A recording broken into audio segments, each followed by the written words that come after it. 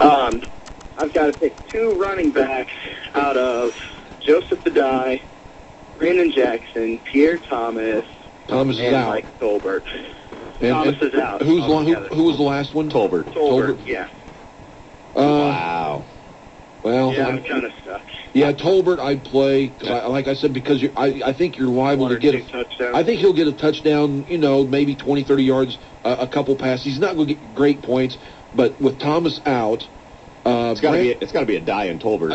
Even though I've got a die as my dud, I'm not saying he's going to completely be shut down. I just don't like him to have a great game. I would go a die in Tolbert. I like him better than Brandon Jackson. I do too, for sure. Yeah, okay. And he's questionable, so make sure he's playing before you plug him in. But right. he should be, from what they're saying. So a die and Tolbert are probably your best bets. Any chance of you picking up Liddell Betts?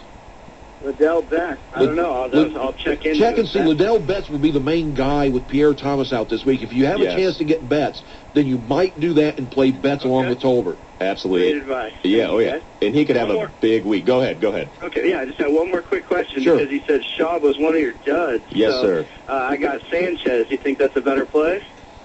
Sanchez Sanchez with Holmes, Braylon Edwards, and Dustin Keller. Yeah, I think this week, and maybe this week alone, I might be tempted to play Sanchez over Shaw. Okay, awesome. Well, great advice, guys. Thanks a lot. Good luck to you. We'll see how great that advice turns out to be. It's a tough situation with Matt Shaw, but like I asked you guys during one of the breaks, I have Joe Flacco as my backup, and I don't know what to do this week. I mean, with Matt Shaw, you're talking about the guy who led the league in yardage last year. No Arian Foster last year either. No, but how do you just set him on the bench? I know. It's tough. For a Sanchez or a Flacco.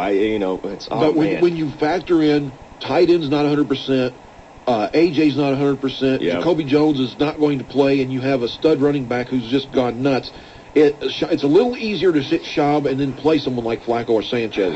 Man, maybe it just depresses me. I know. That's the problem.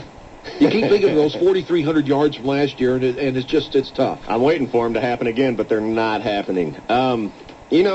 Just to kind of shift gears a little bit, big news in the NFL, and we haven't even brought this up really very much, but Randy Moss traded to the Vikings. You can go home again, buddy. Now, Randy Moss has been kind of silent this year. The Minnesota passing game has been completely non-existent. So what happens now? Now I guess they take the playbook and pare it down a little bit. Moss will be very active. Favre will throw as deep as many times as he can.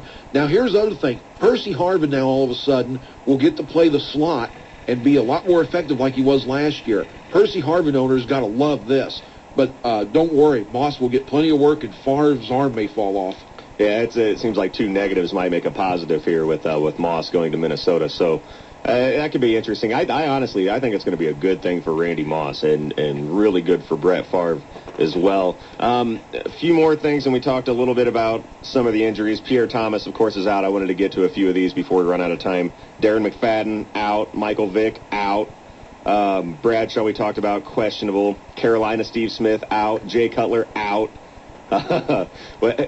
Mark, who are some hot waiver wire pickups this week? I think we've pretty much gone over them.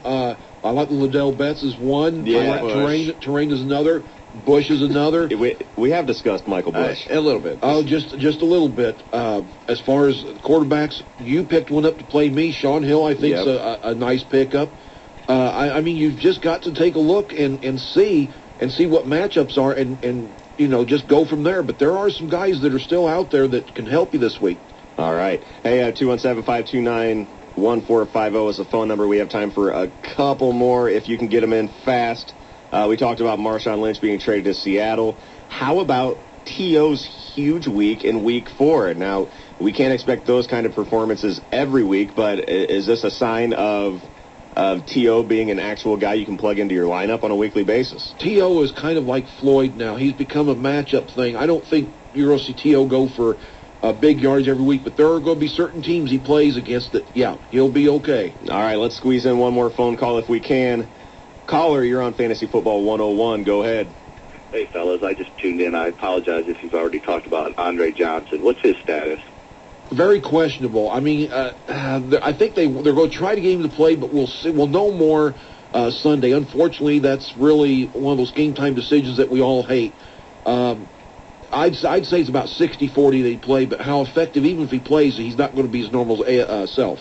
All right, the good news is Houston has an early game, so you'll be able to adjust if he doesn't play.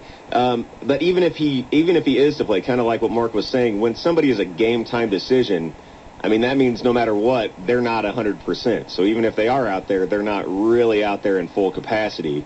So, oh man, I hate the game time decisions. And remember, again, worst. And we went through it. Remember that with Arian Foster now, they have another option. So the passing game is not going to be what we're used to seeing last year out of Houston. Yeah, oh, man, I wish you'd quit saying that. I know. Out of these three, I need one. How about Michael Crabtree, Braylon Edwards, or Jabbar Gaffney? Yikes.